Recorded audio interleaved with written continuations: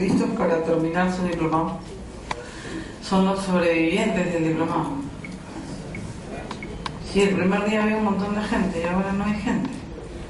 Carrera de caballos, parada de burros, así decía mi abuelita.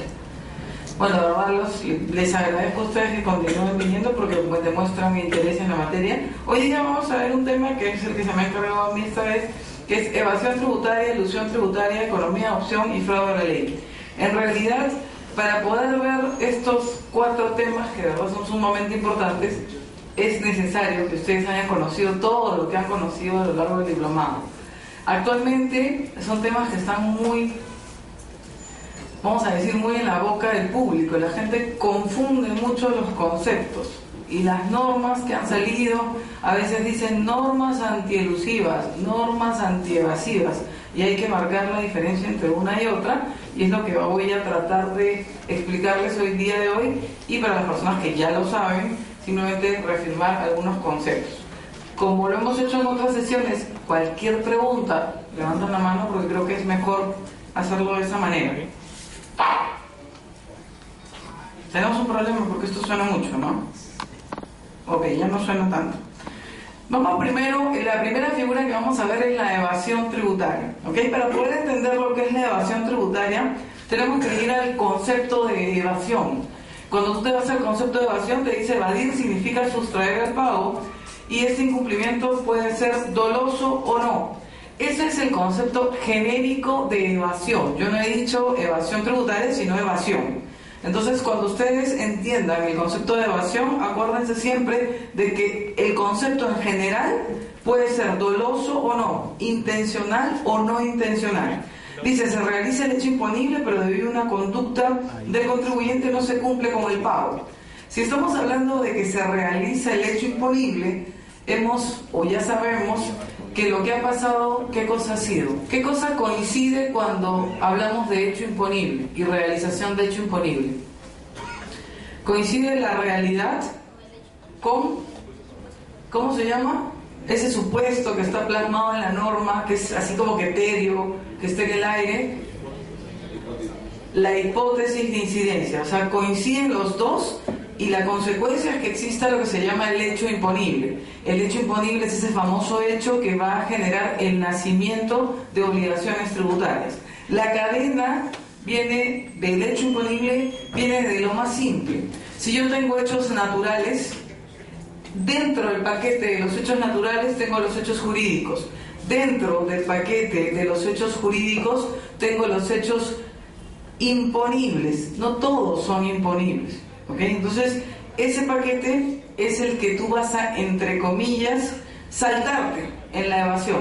Lo vas a hacer con intención o sin intención. Cuando es intencional hablamos de la evasión dolosa. Cuando no es intencional, vamos a ver después, es un mero incumplimiento. Las normas tributarias en materia de infracciones o en materia penal te hablan de una evasión obviamente dolosa, ¿no? O sea, en la ley, si ustedes encuentran en la ley la palabra evasión, la verdad que no está muchas veces, es cuando te hablan de una situación dolosa. Ahí tienen ustedes un ejemplo, dice proveedores inexistentes, comprobantes, debería decir comprobantes falsos. Esa es la típica figura de la evasión tributaria, no de la evasión sola, ¿no? La pregunta es, ¿qué gano yo con proveedores inexistentes? Si ustedes han estudiado todo este diplomado, deben entender la secuencia. ¿Qué gano teniendo proveedores inexistentes? Definitivamente lo que tengo es crédito fiscal, porque se asume que el proveedor me ha vendido a mí. De esa venta yo he obtenido lo que se llama crédito fiscal. Esa factura que supuestamente me ha dado tiene un IGB. Ese IGB se convierte en crédito y eso me sirve a mí, ¿para qué cosa? Para pagar. Exacto. No pagar a la mala, simplemente estás deduciendo el IGB de mis compras versus el IGB de mis ventas. Entonces, cuando tú tienes un proveedor inexistente o utilizas comprobantes de pago falsos, lo que estás haciendo es generarte o aumentarte un crédito fiscal de manera indebida. Al hacer eso y agregándole el dolo, la intención, yo voy a entender que estamos ante la figura de la evasión tributaria. Ya para hacer un poco teórico, vamos a poder ver cuáles son las causas de la evasión tributaria. Yo preferiría pasar bastante rápido esta parte, porque cuando ustedes la lean van a ser tan graciosa que van a decir, doctora, ¿usted para qué viene a enseñarnos eso? Porque eso no lo creemos ni nosotros. Eso es lo que dicen los libros de la evasión tributaria. Te dice, ¿cuáles son las causas? Primero, la económica. Dice, la crisis económica. ¿Ustedes creen que la gente se evasora porque no hay plata? En lo personal, por lo que conozco en el tema tributario, el evasor para mí nace. Para el que quiere evadir, evade, independientemente si el país está en crisis o no está en crisis, ¿no? Por más que tenga mucha rentabilidad su negocio, igual va a evadir. Pero hay algunos autores que te dicen lo contrario, te dicen que la evasión es consecuencia de la crisis económica. Es decir, la poca rentabilidad de algún negocio lo que ha hecho es que las personas dediquen su tiempo a idear conductas que nos lleven a esquivar dolorosamente, es decir, con toda la intención del mundo, las obligaciones tributarias. Luego dice la carga tributaria excesiva. El contribuyente siente que regala su dinero. Yo la verdad no sé si ustedes alguna vez han sentido, después de pagar impuestos, que han regalado su dinero. Yo creo que no es tanto regalar el dinero, pero sí tenemos un esquema en Perú, a mi juicio, en el cual tú no tienes una efectiva contraprestación por el pago de impuestos. Es decir, cuando yo pago impuestos, a diferencia de, por ejemplo, las tasas que yo pago a la municipalidad, cuando yo le pago arbitrios al municipio, de repente salgo y veo mi calle bonita, ¿no? Mi parque bonito. Pero cuando yo pago impuestos, la pregunta es, ¿la contraprestación es directa? No, la propia norma te dice que el impuesto es un tributo cuyo cumplimiento no origina una contraprestación directa de una parte a la otra. Entonces, como yo no encuentro esa contraprestación en el camino, yo puedo entender que estoy regalando mi plata. ¿Puede eso llevarme a evadir? Algunas personas dicen que sí. Desigual distribución de la carga impositiva. Se exige una carga similar a contribuyentes que tienen distintos ingresos. Eso en el tiempo en Perú se ha ido solucionando. Si alguna persona aquí ve tributario hace muchos años o conoce temas empresariales hace muchos años, sabe que actualmente nosotros tenemos lo que se llama en el impuesto a la renta, que se lo hemos explicado, la escala progresiva acumulativa. A más ganas, más gastas. Los regímenes especiales, por ejemplo en el caso de IGB, lo que son detracciones, lo que son percepciones, en los últimos años han sido bastante detallistas y han puesto ya montos, ¿no? Han dicho, oye, no por todas las operaciones te voy a pedir este control. Entonces, esta desigual distribución de la carga impositiva se mantiene en parte, pero los esquemas actuales están buscando solucionarlo. El esquema actual en Perú está dirigido a que tribute más el que gana más. Eso es como está. Que en la práctica no se sienta todavía, definitivamente no se siente todavía, pero es la idea. Vamos con las causas políticas. Dice errónea distribución de la carga impositiva. Eso en lo personal también creo que sí existe, porque existe un mercado de lo que se llaman los contribuyentes cautivos. Los que ya están en el RUC, le dan, ¿no? Disculpe la palabra, le dan duro, ¿no? O sea, ya te tengo registrado, te cobro más, te pido más, te persigo, te fiscalizo, todo. Y los que no están en el RUC, los que no se han registrado.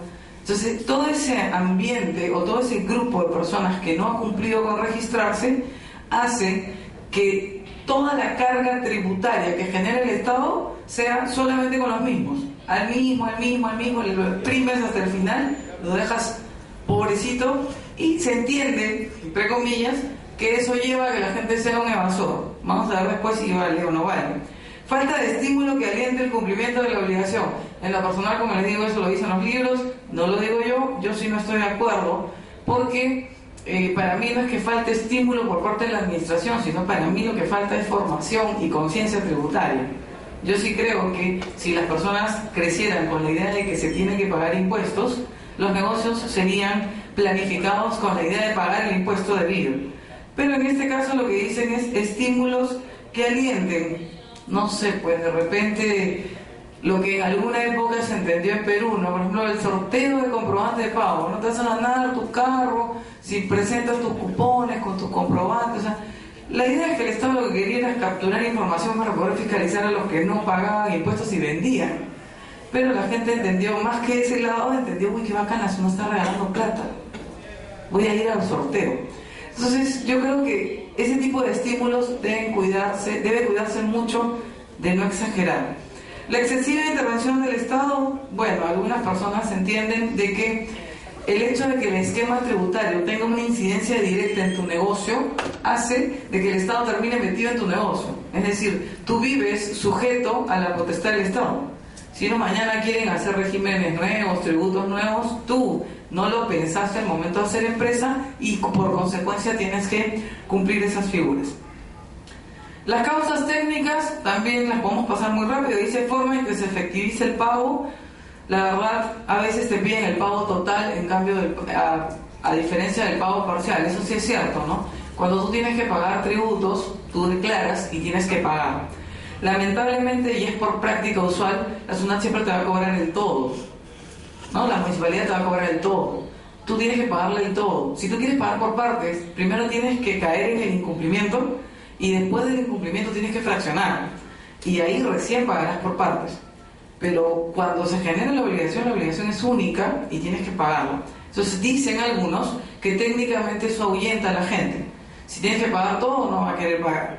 Oportunidad del pago, eso depende de las fechas y efectivamente, pues, si nosotros verificamos las fechas que existen, hay algunas cosas que coinciden y que podría válidamente decirse que hace que la gente no pague. Por ejemplo, el impuesto a la renta anual se declara en marzo y los colegios, la matrícula es en marzo. Entonces la gente dice, no, entre pagar el colegio y pagar el impuesto, mejor pago el colegio. No sé si sea válido.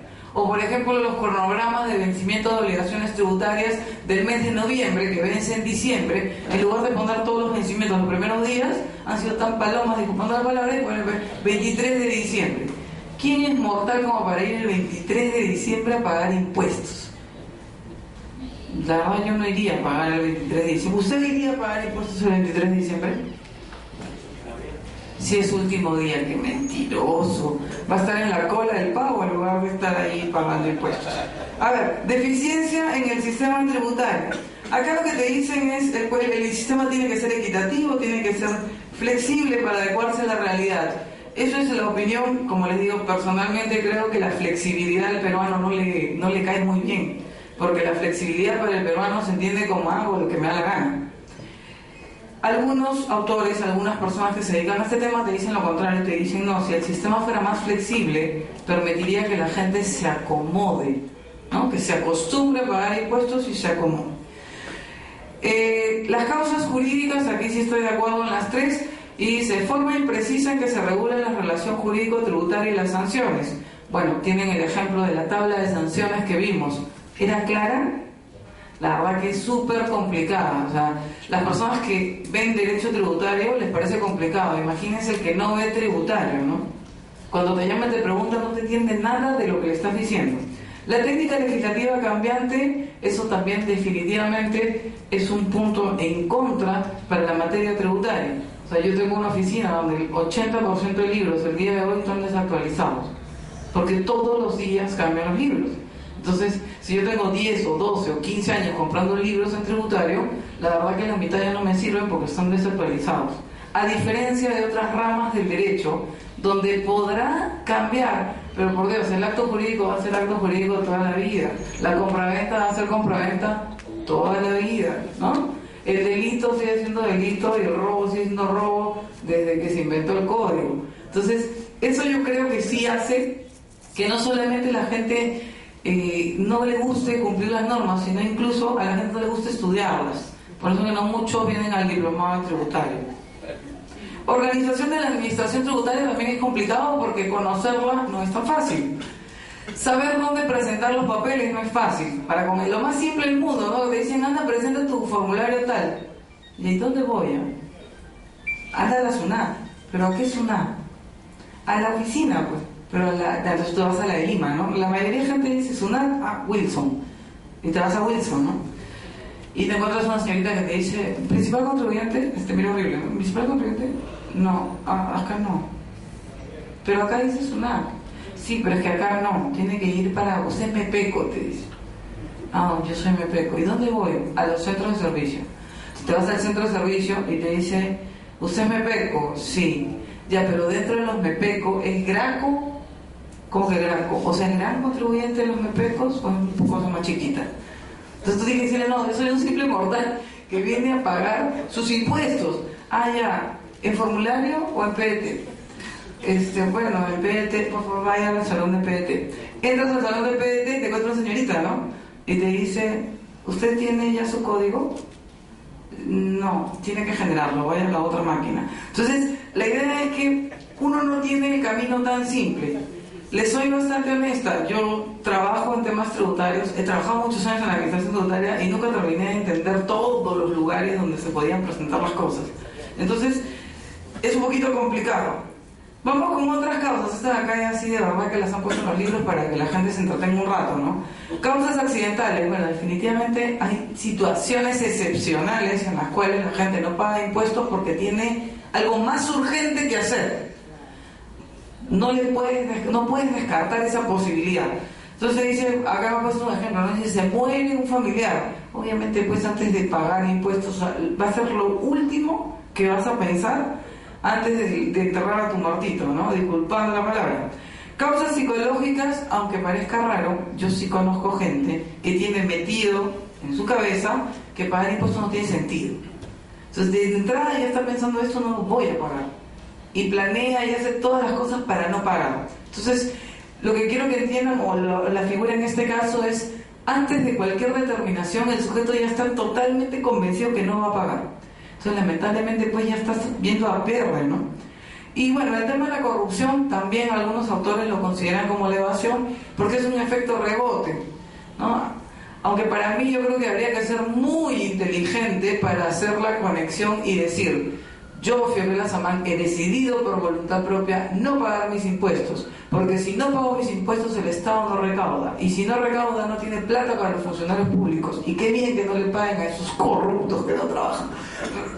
Es una tremenda conexión que la verdad yo la veo un poco difícil, pero hay personas que también podrían llevarlo como una situación válida. Sobre los tipos de evasores, como les digo, hay varios. Evasores invisibles, los que no están registrados, los que no declaran, los que declaran y no pagan, y los contribuyentes que se equivocan y que declaran incorrectamente. Como yo les digo, estos son evasores en términos generales. Ya el delito de defraudación tributaria es una cosa más exacta. Vamos a ver con los ejemplos. Esta clase, la verdad, es bastante de ejemplos, porque vamos a comenzar a aprender cómo evadir, no, a ver cómo es la evasión. Ya no vayan a decir, la autora me está enseñando a evadir. Ahí tienen ustedes un ejemplo, dice, en un grupo empresarial A vende insumos y B vende productos tramitados, ¿no? A vende los insumos, vende varios a B, B arma el producto y lo vende. Dice, la empresa que vende los insumos vende intencionalmente a menor costo los insumos a la empresa. ¿Para qué? Al manipular los precios logra la reducción en la base imponible. Esa es la típica figura, y no la voy a poner en letras, en que yo le digo a mi proveedor, ¿qué te parece si tú dices que en lugar de venderme a 100, me vendes a 50 y yo te pago los otros 50 por lo bajo? ¿No? O sea, dame la mitad con comprobante y la otra mitad sin comprobante. Tú le pagas 50 con comprobante, tú gastas 50, vendes a 55, ganaste 5 para el fisco y pagas impuestos por 5. En la realidad, costó 100, vendiste a 200 y ganaste 100 y le cabeceaste, disculpa la palabra, al fisco, 50 soles. ¿Ok? Si eso tú lo pones en macro, obviamente estamos perdiendo plata, ¿no? El Estado está perdiendo plata. Acá tienen ustedes el decreto legislativo número 813, que es la ley penal tributaria, que en su artículo 1 ha sido bastante claro y lo habíamos visto nosotros en la parte de delitos. Dice, el que en provecho propio de un tercero, valiéndose de cualquier artificio, engaño, astucia, ardid, forma fraudulenta, malicia, ¿no? Un maldito miserable, como dicen, deja de pagar los tributos que por ley le corresponden, será reprimido con pena privativa de libertad de tantos años a tantos años. Mi pregunta podría ser, ustedes que han leído esto y que han escuchado la parte de tributario, ¿Les parece que esta definición califica como evasión tributaria?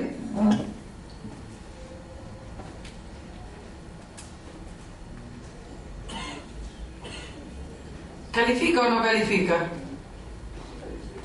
Claro que califica, por eso les digo, la evasión tributaria es un concepto, como muchos conceptos que tenemos en el derecho.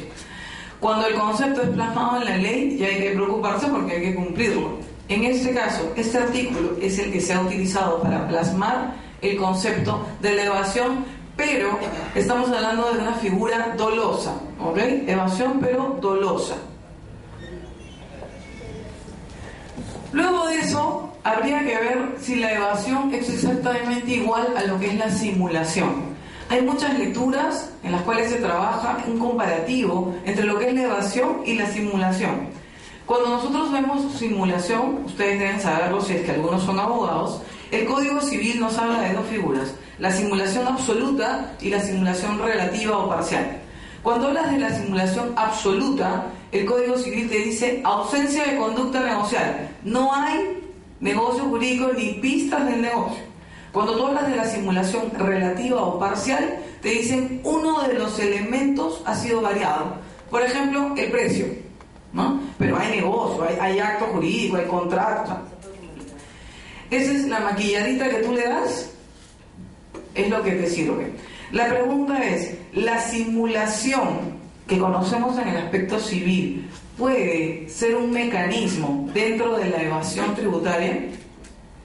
Definitivamente sí, por eso es bueno que también revisen conceptos de civil, porque muchas veces podrían caer en estas figuras, pero tienen que saber descartar o deslindar responsabilidad y decir, oye, esto no es una simulación, esta operación es real, y como tal, como es real, yo me guío por lo que la ley me está poniendo.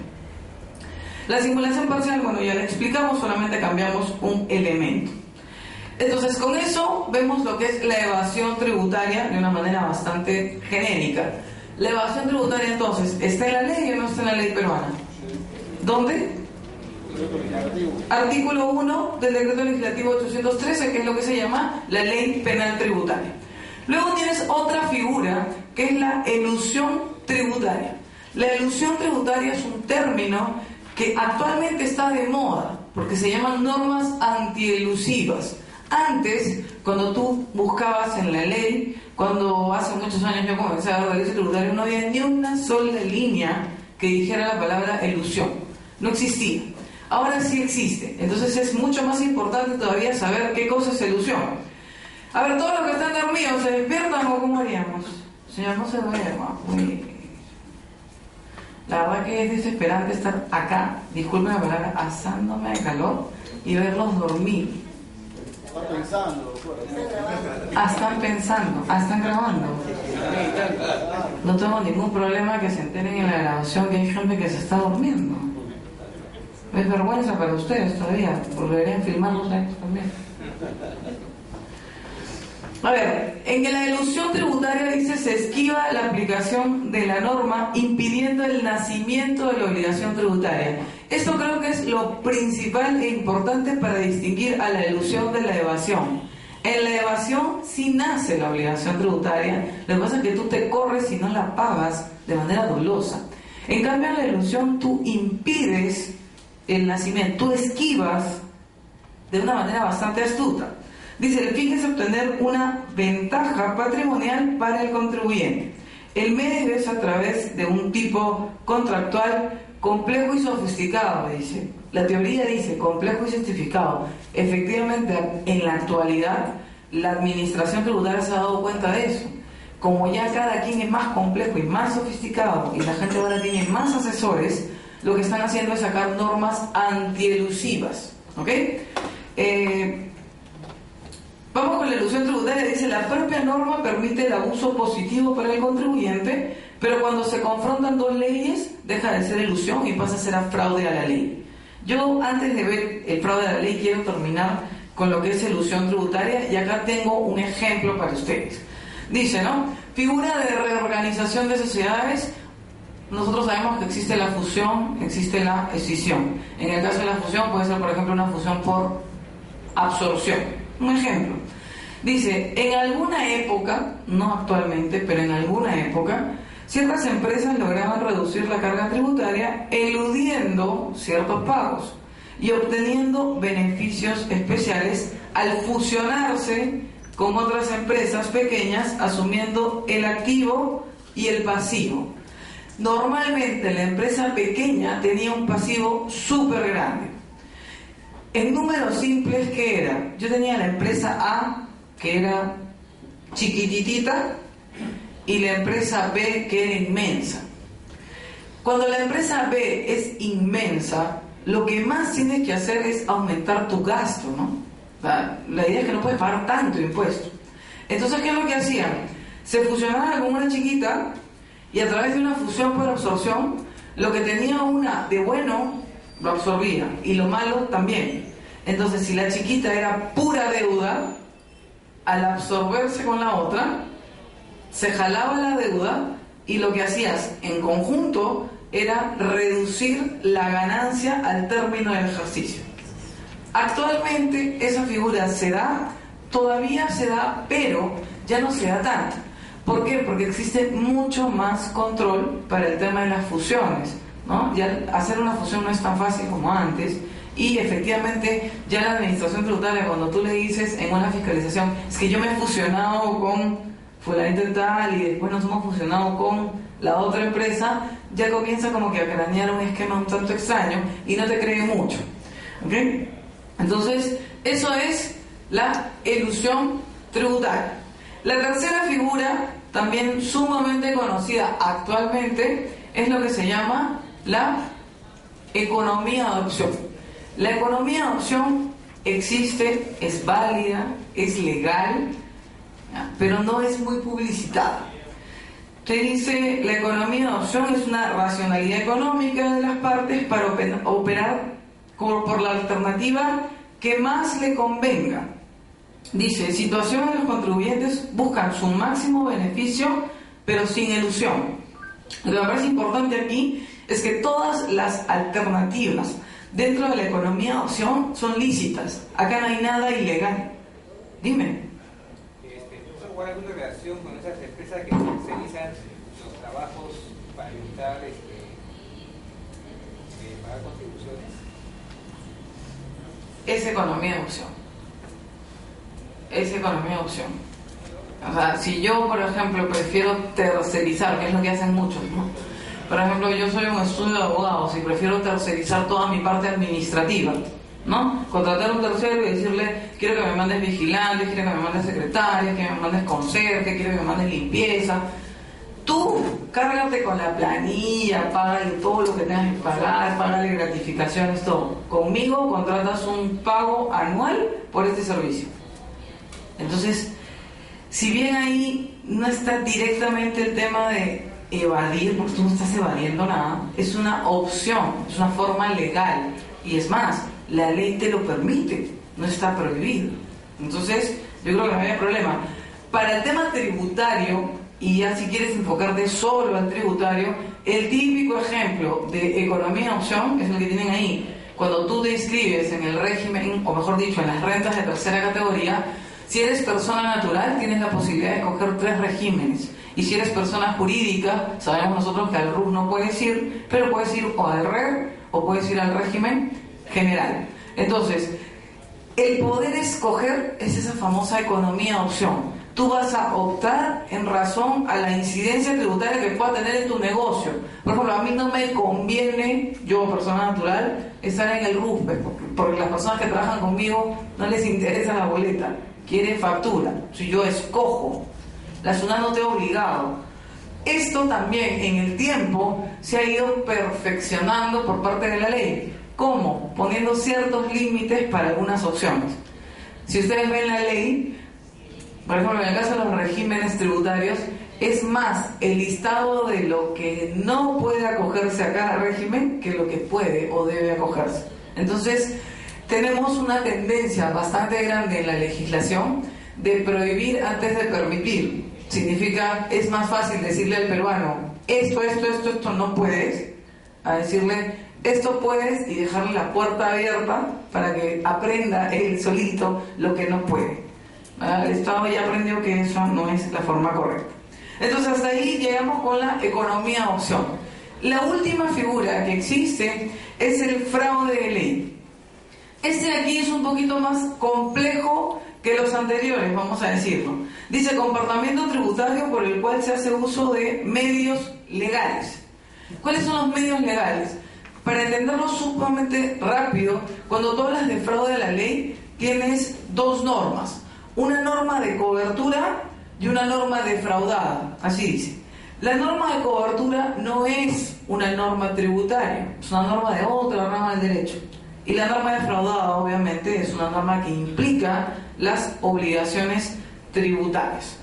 ¿Cómo funciona eso? Dice abuso de un medio legal. Acuérdense, cuando es fraude a la ley, todo está basado en la propia ley. Producción de un efecto sobre el hecho imponible que afectará el pago de tributos. ¿Cómo? O lo reduce o lo elimina. Existe una norma defraudada, no se requiere la intención de eludir, los resultados de los hechos son equivalentes en términos a evitar que se desarrolle el hecho imponible, y dice, se diferencia de la elusión por cuanto en esta figura existe un vacío legal. ¿Cómo un vacío legal? Yo les voy a poner acá un ejemplo. Para comenzar, este es el esquema que está un poco descuadrado por la computadora, pero tú tienes una norma 1 o ley 1 y tienes la ley 2. En la ley 1, con el resultado, tienes tú un hecho imponible, mientras que en la ley 2 no tienes un hecho imponible. ¿Cómo funciona esto? Lo tenemos aquí y les voy a dar un ejemplo que también es muy conocido para lo que es fraude a la ley. Yo les he dicho, tienes dos normas. ¿Cómo se llamaba? Norma de cobertura y la otra es la norma defraudada. Acá, por ejemplo, dice A quiere comprar, la empresa A quiere comprar autos para sus gerentes. Si tú te vas por un esquema totalmente lógico y automático, sería A va a la tienda, compra 50 carros, paga los 50 carros en efectivo y por esa compraventa, ¿qué va a pagar?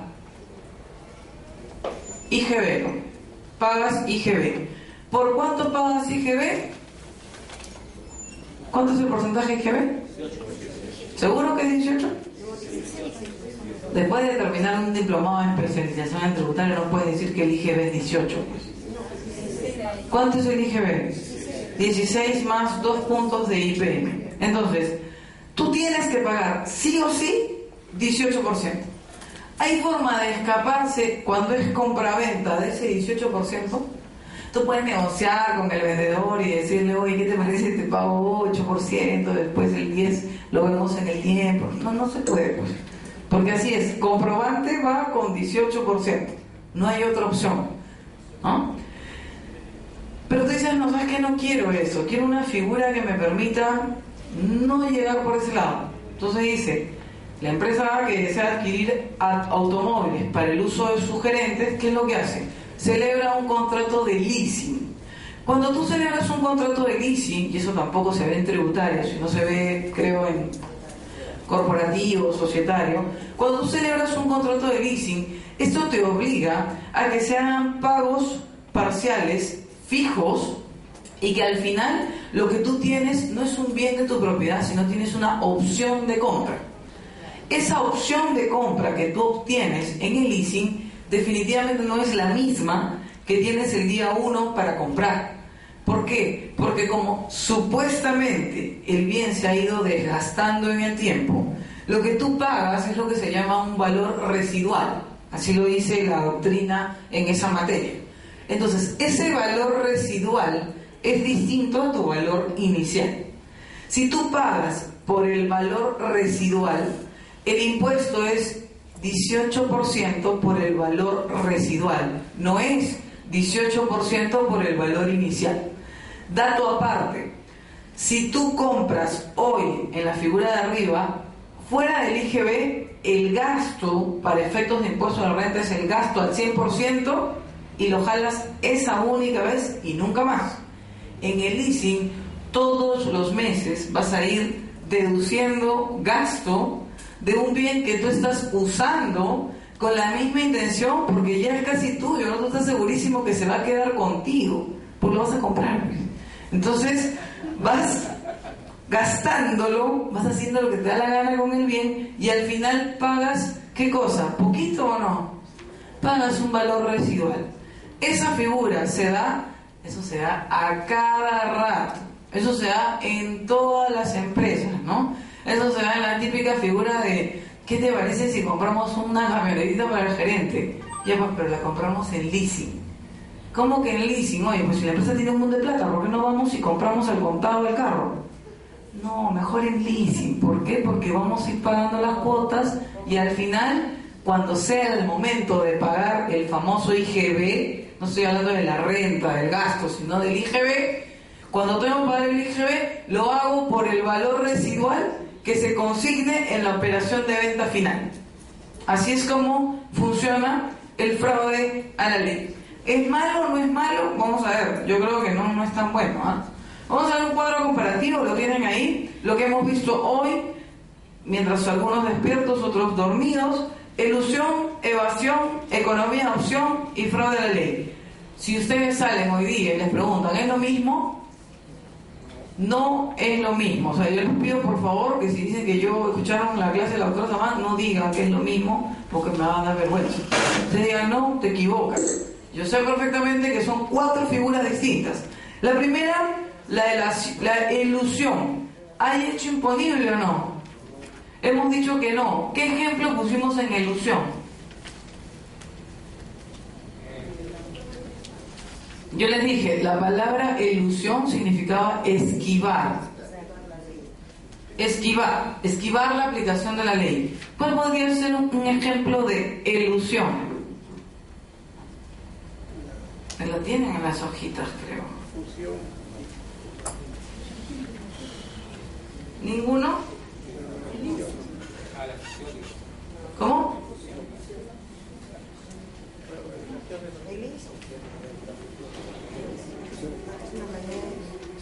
Se hace mala práctica en la fusión de empresas. La fusión de empresas, ¿cierto? La mala práctica se me dio uno. Exacto, la fusión de empresas, la mala práctica y todo lo demás. ¿Ok? Entonces, hasta ahí no hay hecho imponible. Evasión, ejemplo de evasión. Ejemplo de evasión. Compro, vendo, gano, tengo que pagar y en lugar de pagar lo que me corresponde, ¿qué hago? O declaro mal a propósito y aparte me compro unas cuantas facturitas para poder aumentar mi gasto, y al aumentar mi gasto, ¿qué hago? Aumento indebidamente el crédito fiscal y aparte reduzco también el impuesto a la renta que tengo que pagar. Economía de opción. ¿Hay hecho imponible? No hay hecho imponible porque lo que tú haces es elegir o escoger, o mejor dicho, optar entre varias opciones. Todas las opciones son legales. ¿Ok? Cuando hablas de fraude a la ley, ¿hay hecho imponible? No, tampoco hay hecho imponible. No vimos el caso de comprar a través de un leasing autos. ¿Hay hecho imponible ahí? En realidad habíamos dicho que venta no era. Entonces, si no es venta, sí, pues el leasing es arrendamiento. Entonces, efectivamente, no es venta. Dime.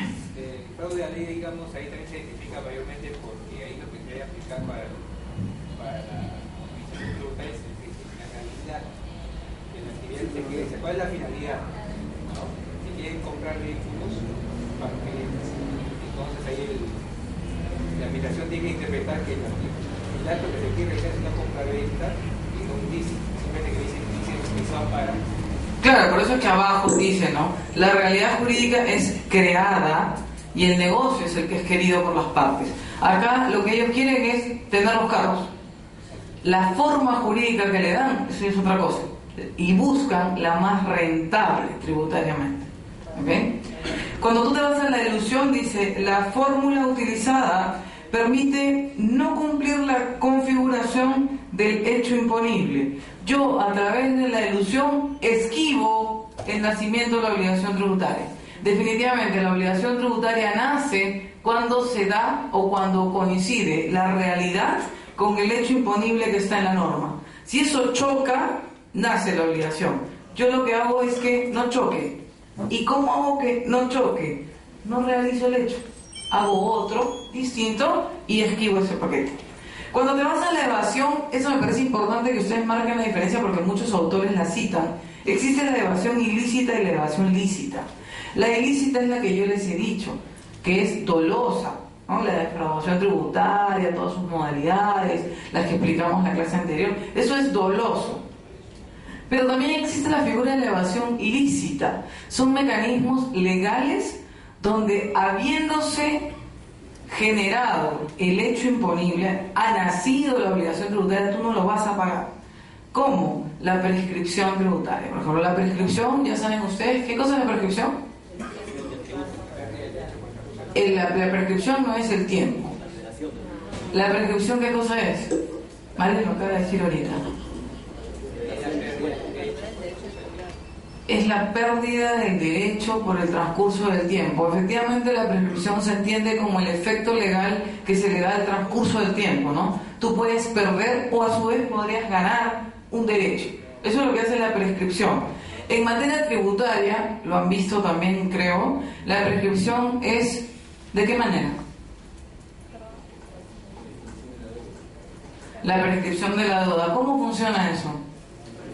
Eso está en el Código Tributario, ¿no? Si mal no recuerdo, está en el artículo 42 y te dice, ¿no? La prescripción es 4 años si has presentado la declaración, 6 años si no has presentado la declaración y 10 años si hablamos de tributos retenidos o percibidos. Entonces, si yo lícitamente llego a la prescripción, efectivamente yo he realizado el hecho imponible, pero lo que no estoy haciendo es pagar el impuesto o el tributo que corresponda. La pregunta ¿es fácil la evasión lícita? La verdad no es tan fácil. ¿Por qué? Porque ya también la norma ha tomado sus precauciones y te ha puesto muchas trampitas, ¿no? Por ejemplo, la prescripción se interrumpe cada rato. La SUNAT, la municipalidad, ¿por qué creen que notifica masivamente? Porque notificando interrumpes plazo prescriptorio, se acabó la gracia, ¿no? Y si tú dices, oye, pero la notificación no ha llegado a mi casa, te sacan un periódico, ¿no? Te sacan un periódico, te sacan una lupa. ¿Ve usted esa lista grandota de gente? Sí, ese nombre chiquitito es suyo, lo hemos notificado. Oye, yo no he visto ese periódico, yo no compro ese periódico, pero es de circulación, o sea, yo he cumplido, he publicado y se interrumpe. Eso lo hacen, por ejemplo, las municipalidades, la misma SUNAT también lo hace. Entonces, es un mecanismo lícito si es que tú puedes acceder a él. Como les digo, la práctica actual lo que ha hecho es ya reforzar a la administración tributaria en cualquiera de sus versiones para que la gente no tenga la posibilidad de hacerlo. Dice, en la economía de opción la forma utilizada es concordante con la voluntad de las partes. La única importancia o lo único que ahí nos interesa es que esa forma es más barata. ¿Es ilegal? No es ilegal. La economía de opción no es ilegal. Entonces, si ustedes brindan asesoría, si ustedes trabajan en entidades del Estado o lo que fuere, la economía de opción, tenemos que meternos en la cabeza, no es ilegal. ¿Por qué? Porque todas las opciones son legales. Preocúpense cuando una de esas opciones no sea legal. Ahí ya no es economía de opción, pues ahí ya es payasada, como digo yo. Ahí es cualquiera de las otras, pero no es economía de opción. Y bueno, el fraude de la ley también queda claro para ustedes. Me parece importante, o me pareció importante para ustedes que incorporáramos en estas sesiones las últimas modificatorias que han salido y que rigen a partir de este año. Entonces, en este tema, dice, a través del decreto legislativo 1121, se ha modificado el Código Tributario, ¿no? Antes tenías una norma octava, actualmente la sigues teniendo, pero le han hecho un ajuste. La norma octava dice, Al aplicar las normas tributarias podrá tomarse todos los métodos de interpretación permitidos por el derecho. Eso nosotros ya sabemos, ¿no? ¿Cuáles son los métodos de interpretación? Literal, extensivo, ¿no? Todos los métodos son válidos. Han dicho que todos son válidos. Pero lo que te han dicho es, en vías de interpretación no podrá crearse tributos, establecerse sanciones, concederse exoneraciones, bla, bla, bla. Todo eso también ya estaba en la norma octava y era famosísima la norma octava del título preliminar del Código.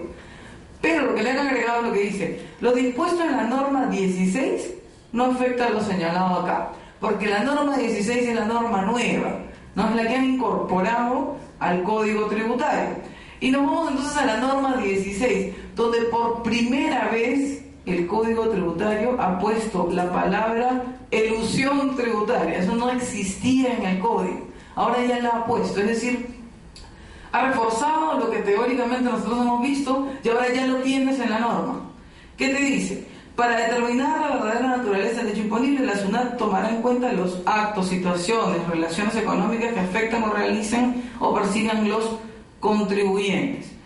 Dice, en caso que se detecten supuestos de elusión, no ha dicho ni evasión, ni economía de opción, ni fraude a la ley, ha dicho elusión, la SUNAT se encuentra facultada para exigir la deuda tributaria o disminuir el importe de los saldos o créditos a favor, pérdidas tributarias, créditos por tributos o eliminar la ventaja tributaria sin perjuicio de la restitución de los montos que hubieran sido devueltos indebidamente. Eso es una parte importante de esa norma.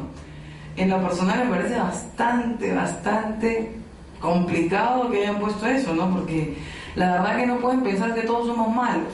Por otro lado, si te pones en el lado de la SUNAT, efectivamente pues es un mecanismo que ellos necesitan, porque a veces no pueden interpretar. Los mecanismos o las formas que están utilizando los contribuyentes cada día son más sofisticadas. Entonces, como es muy sofisticado, la SUNAT se tiene que reforzar. Pero por otro lado, el hecho de que la SUNAT se refuerce tampoco puede debilitar al contribuyente. Y puede entenderse que aquí esa facultad que ellos tienen de, por ejemplo, disminuirme un crédito. Oye, ¿cómo es eso que tú, SUNAT, vienes y me disminuyes un crédito? Así de fácil no es, ¿no? Yo tengo un crédito, no me lo puede desaparecer. Como les digo, yo entiendo que esto, como está en el título preliminar del Código, es algo genérico y requiere de normas técnicas que estén en cada una de los tributos o cada uno de los tributos que se recaudan. De nada sirve tener esto si no tienes en la ley del impuesto a la renta cosas claras o en la ley de IGB las cosas claras. ¿Ok? Entonces yo creo que hasta ahí podemos ver. La siguiente parte de la norma es un poquito más compleja todavía, ¿no? Y dice, cuando se evite total o parcialmente la realización del hecho imponible, etcétera, etcétera, etcétera, dice, sustentadas, o mejor dicho, mediante actos respecto de los que se presenten en forma concurrente en las siguientes circunstancias, sustentadas por la SUNAT. Primero, que individualmente o de forma conjunta sean artificiosos o impropios para la consecución del resultado obtenido. Chino mandarín, ¿no? O sea, ¿por qué tan complicado? ¿Por qué no me la pones más simple? Por un lado podríamos decir, es complicado. Por otro lado, claramente te está diciendo, oye, yo administración tributaria puedo interpretar lo que tú haces. Entonces, no es que tú hagas lo que tú quieras y que lo que tú me digas va a ser real, sino que yo, como un ente fiscalizador, tengo esa facultad para interpretar lo que veo, y lamentablemente no solo la facultad, sino el riesgo para algunos de que interpreten a su favor. Entonces ahí estamos un poquito mal. Dice que su utilización resulte efectos jurídicos o económicos distintos del ahorro o ventaja tributarios que sean iguales o similares a los que se hubieran obtenido en actos iguales. ¿Qué es lo que te está diciendo aquí? Yo te voy a permitir, yo administración tributaria o yo fisco, te permito que tú realices cualquier conducta para mejorar, ¿no? La rentabilidad en el negocio es algo que ellos aplauden y me parece que es lo correcto. Pero lo que están diciendo con esta norma es, pero no voy a permitir que tu rentabilidad se sustente en una conducta impropia. Y yo, si encuentro la famosa conducta impropia, te voy a cuestionar toda la rentabilidad. y te voy a decir que todo puede estar mal. Entonces, como les digo, yo no soy ni profisco ni antifisco. Yo soy un poquito más legalista y yo creo que a estas normas lo que le podría faltar no es tanto la precisión, sino incorporarlas directamente, pero ya a las normas propias del derecho tributario, ¿no? Verlo en renta, verlo en IGB, verlo en selectivo, pero siendo más concretos, ¿no? En venta, en compraventas, en renta de cuarta, en renta de primera, o sea, que me digas concretamente qué vas a hacer, porque esto suena muy bonito, pero en la realidad la aplicación es lo que podría ser perjudicial. Hasta ahí en realidad es la sesión que habíamos programado para hoy. No sé si es que ustedes tienen alguna pregunta. Sí, dime. Ahora, esas normas, la última de 56, van a tener que interpretarse en todo caso por la aplicación tributaria y más los criterios utilizados por la Constitución, en el sentido que debe basarse en la razonabilidad y la no proporcionalidad de la situación del ente tributario al momento. No solamente con eso, porque también tienes dentro de los principios tributarios que ustedes han visto, tienes varios principios. Entonces también tienes que guiarte por los principios que hay en materia tributaria. ¿Sí? Un poquito complicado. Como te digo, o como les digo a todos, esto acá es nuevo. Todavía está en discusión, todavía está en seminarios, todavía se está viendo cómo va a ser. La SUNAT todavía no, yo no podría citarle por ejemplo 50 fiscalizaciones que me hayan citado la norma 16, todavía no existe. Entonces no sabemos si va a ser un arma para fiscalizar o simplemente es un arma para ordenar y completar. O sea, no se sabe. No sabemos. Ahora, aparte tenemos actualmente una administración con un esquema distinto al que ha funcionado durante muchos años. Actualmente tenemos un superintendente con un cargo de 5 años, cosa que antes no existía, ¿no? Entonces, eso es lo que ha salido en la nueva norma. Que se puede ir en cualquier momento, dice la norma que se puede ir en cualquier momento, pero dice que dura 5 años. Entonces va supuestamente a la par con el presidente. Entonces eso tampoco hemos visto si en la práctica está haciendo bien o no está haciendo bien. Dígame. Doctora, permítame opinar, por favor, ya que hemos terminado la Yo clase. le permito. A ver, mire, he estado viendo que la SUNAT se ha preocupado por todos los medios posibles de lograr que el contribuyente pague sus impuestos, por sus derechos.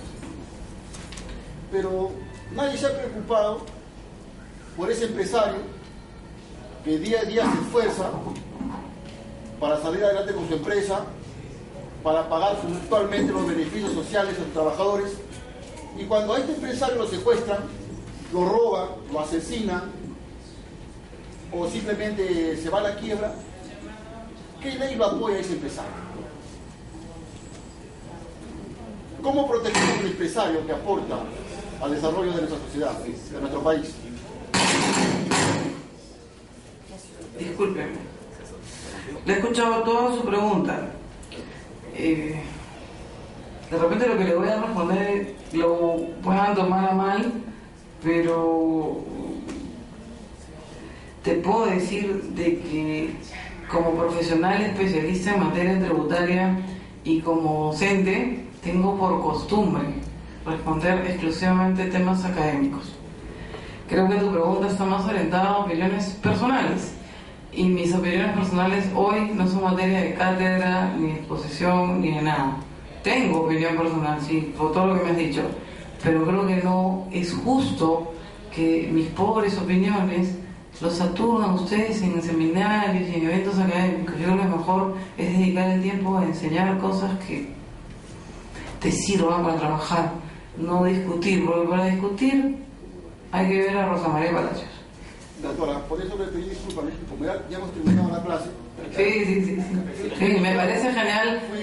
Sí, me parece que tu intervención es buena, pero como te digo, no puedo hacer ni un match, ni una contraparte, ni nada por un tema estrictamente académico. Bueno, agradezco su atención. Nada. Una deuda que se ha fraccionado, pero que ya ha prescrito por los años que tiene esa deuda, eso se puede impugnar, se puede, ¿cómo se puede hacer eso? Un deuda del año 2000, por ejemplo, ¿no? Ya se fraccionó, ya se dejó de pagar también. ¿Hay alguna salida o tiene que pagar? Sí, claro, pero ¿cómo hacemos? ¿Te tarifo? Mira, yo te voy a decir, una vez me dijo un expositor, no, claro, yo le ayudo, le voy tarifando, me dijo. Cada media hora le va a costar. Y yo, ¿qué? Escúchame, ¿sabes cuál es el problema con los fraccionamientos? Que son un arma de doble filo. Es decir, el día que la deuda te agobia, tú vas y la fraccionas. Lo que la gente no analiza cuando fracciona es que si tú tienes, por ejemplo, 25 meses de IGB, ¿no? Estamos hablando del IGB del año 2008, o mejor dicho, estamos hablando del IGB desde el 98 hasta el 2008. Vas y lo fraccionas. Cuando tú lo fraccionas, te vas al sistema mañana, después de haberlo fraccionado, y te va a salir como pendiente de pago todas tus cuotas de fraccionamiento. Dependiendo del tipo de fraccionamiento en el que tú estés, puede ser del artículo 36 o un fraccionamiento especial, tú, al dejar de pagar, por lo regular son 2, pierdes el fraccionamiento. Entonces tú dejas de pagar 2 y automáticamente a la tercera, la totalidad de tu deuda se vuelve exigible mañana. Si tú vas y le dices, oye, eso que me estás cobrando es IGB del año tal y ya prescribió, te van a decir, yo te estoy cobrando IGB de ese año. Yo te estoy cobrando la cuota de tu fraccionamiento que te la he dado en el 2012 o en el 2013. Y tu prescripción va a ser contada del 2013 para adelante. Entonces, cuando ustedes fraccionan, también es importante, si trabajan como asesores, que informen a la empresa y le digan, ojo, fraccionar significa que no me vengas mañana a tocarme y decirme, ¿qué te parece si alegamos prescripción? Porque ya no lo vamos a poder hacer. Fraccionar significa aceptar la deuda y adicionalmente a ello significa que las cuotas de fraccionamiento son obligaciones tributarias a futuro. No es que las de antes me las vas a arreglar. Lo que hacen es te borro lo de atrás y te genero nuevas a futuro confiando en ti. Es lo que te dice el fisco. Entonces, es una figura que deben cuidar mucho. A su vez, doctor, el fraccionamiento también prescribe, ¿no? El fraccionamiento, como te digo, no es que prescriba. El fraccionamiento lo que trae como consecuencia son obligaciones tributarias sustanciales de pago y obligaciones tributarias formales de declaración. ¿Que eso prescribe? Sí, eso prescribe porque sabemos que lo que prescribe es la obligación tributaria, no el tributo. Entonces sí, puede prescribir, sí, efectivamente. Las probabilidades larvas son bien chiquititas, ¿ah? Bien chiquititas. Es igual en municipalidades, en todos los casos. En municipalidades también es igual. Ah, sí, ¿Listo? ¿Alguna otra pregunta? ¿Podría dar un ejemplo de fraude a la ley? ¿Pero por qué te vas? ¿Y por qué interrumpes?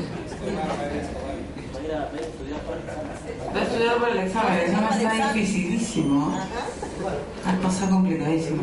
Sí. Un ejemplo de fraude a la ley. Creo que hemos puesto un ejemplo de fraude a la ley. Está en el material. Lo hemos explicado, lo hemos comentado y todo. Hemos hablado del contrato de leasing. Era una norma de cobertura, la norma de leasing, y la norma real pues era la norma tributaria, ¿no? La que me hablaba de la compra-venta. Listo, eso sería todo. ¿Alguna otra pregunta? Ahora, me invitó, no sé si como ya para acordarme siempre de ustedes, ¿no? No sé que para acordarme siempre de usted. Te pongas de criado que afuera está mi novio, que me venía a recoger.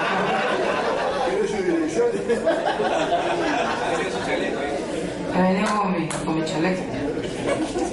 No, bueno, todavía no llega mi chaleco, pero ya llega ya. Claro, claro. Voy a comentar un caso así, una jurisprudencia, un caso de tribunal sobre Experiencia. claro, su experiencia. Mis experiencias, pero... Mis experiencias son personalísimas. son con mi novio, no contigo. No, escúchame, te puedo contar alguna experiencia, no sé. En el caso de delitos tributarios, por ejemplo, sí les puedo decir que existe en realidad la defraudación tributaria. Lo que no existe, y es lo penoso, es la cárcel efectiva. No es muy difícil reconocer, oye, mira, este está preso por defraudación tributaria. No es muy conocido, pero sí existen muchos procesos muy conocidos de algunas empresas que se dedicaron pues a los típicos casos es las compras de facturas, los proveedores inexistentes, comprobantes de pago falsos, obtención de beneficios de manera indebida. ¿Qué tipo de beneficios? Por ejemplo, devolución de saldos a favor. Todas esas cosas es lo que en la práctica se ha dado. Lo que te puedo decir es que la defraudación tributaria en el tiempo ha sido exitosa y famosa, y que no han sido pescados en el camino cuando ha sido bien gigante, ¿no? Y la persecución también por parte de la administración es bastante grande. ¿Qué cosa podría ser cuestionada, y es muy cuestionada en la práctica? Es lo que antes, como les comenté en la parte penal, solo podía denunciar la SUNAT. Actualmente la SUNAT no es que denuncia, sino que presenta lo que se llama el informe motivador, ¿no? Como te digo, muchas veces se ha cuestionado que ese esquema, tanto el anterior como el actual del informe motivador, te lleva a una situación de juez y parte. Es decir, tú eres parte, tú eres perjudicado, pero a su vez tú eres el recaudador. Entonces, como que me estás poniendo contra la espada y la pared, ¿no? ¿Quién me defiende a mí si tú estás equivocado, SUNAT? Entonces, yo creo que en la práctica esa figura es lo que ha hecho que no sea tan famoso, uno. Y dos, que ya no existan los juzgados especializados hace también que sea menos famoso. Porque yo, la verdad, como te digo y como se lo dije ayer, en la clase anterior, yo aplaudo al señor juez que sabe todo. Yo, por ejemplo, trabajo y a mí mañana me hablas de parricidio y yo termino como diciendo... Me hablan de delitos contra la propiedad intelectual y los he visto en la universidad, pero no es mi especialidad. Entonces yo no le podría pedir a un juez que sepa todo. A mí personalmente me parece bastante complejo. Y en su efecto, si quieres que sepa todo, capacítalo pues en todo. Ahora hay más especializaciones, efectivamente, pero como les digo, en tributario hay poco. Es muy difícil que tú me digas que el 100% de jueces todos te manejan tema tributario.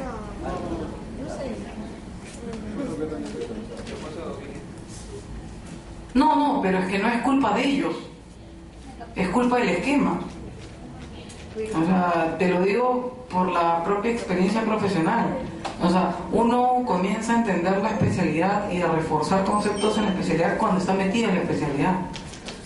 O sea, como les digo, yo soy abogada, efectivamente yo tengo un título de abogada, pero mis conocimientos para tener ese título fueron básicos, efectivamente. Pero yo no tengo especialidad en todos los cursos que llevé. Llevé millones de cursos que en mi vida he visto. Tengo libros que nunca más abrí. O sea, no me preguntes para qué estudié Derecho Agrario, si soy tributarista. Sí, pues me dirás, no, que a veces, que la venta de la tierra, que vende la tierra. Para mí, en tributario, ni siquiera me voy a mirar el color de la tierra. Yo estaba viendo bien mueble, bien inmueble. Hasta ahí voy a llegar. Por eso te digo, eso es el camino para ser profesional, que me parece válido. Pero me parece también que los magistrados o las personas que son operadores de justicia deben contar con una especialidad y se les debe brindar el estudio, ¿verdad? No es que ellos deben llegar así, uy, qué listo, no. O sea, deben darse las facilidades, así como la administración tributaria capacita, por un lado, que el Poder Judicial también los capacite, que la Fiscalía los capacite, la actividad privada te capacita, el particular te paga el seminario porque vayas, porque a él le importa que tú sepas, si lo vas a asesorar, no es un problema gastar en que tú vayas y aprendas. O sea, la misma figura debería ser por las otras partes, cuestión que ahí sí yo lo equiparo y lo veo más justo. Es una opinión. Doctora, la especialización implica, digamos, que el juez se encierra solamente en esa especialización. Por ejemplo, el que está metido en temas civiles, comerciales. Como te digo, lo que tú estás comentando o lo que tú estás preguntando me lleva a mí a una opinión personal. Y en realidad a mí no, yo no vengo a dar opiniones personales. Si quieres saber mi opinión personal, yo estoy en total desacuerdo con el todista. No me parece correcto, no me parece bueno. No conozco a nadie que como todista la haya hecho. A nadie. La especialización es importante, pero la especialización siempre debe conocer el entorno. No, la especialización no debe conocer de todo.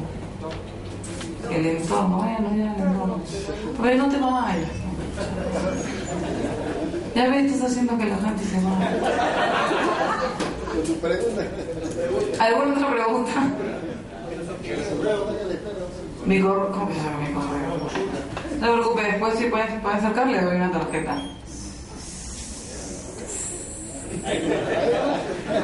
Bonita. Bueno, creo que eso es todo. ¿Alguna otra pregunta? Ok, de verdad, muchísimas gracias, no solo por hoy, sino por haber venido a todo el diplomado. Yo he trabajado bastante en la organización de este diplomado y me ha dado muchísimo gusto. ¿Qué? Bueno, como les decía, no sé les importa un rabo, pero igual les voy a decir, hemos trabajado bastante en este diplomado para brindarles a ustedes temas actuales, brindarles expositores que conocen su tema, de verdad, descartándome a mí, todos los demás son buenísimos. Yo conozco muchos y de verdad me saco el sombrero con varios. Entonces, les agradezco su participación y cuentan conmigo para todo menos para evadir, eludir, esquivar y demás. ¿Listo? Muchas gracias y buenas noches.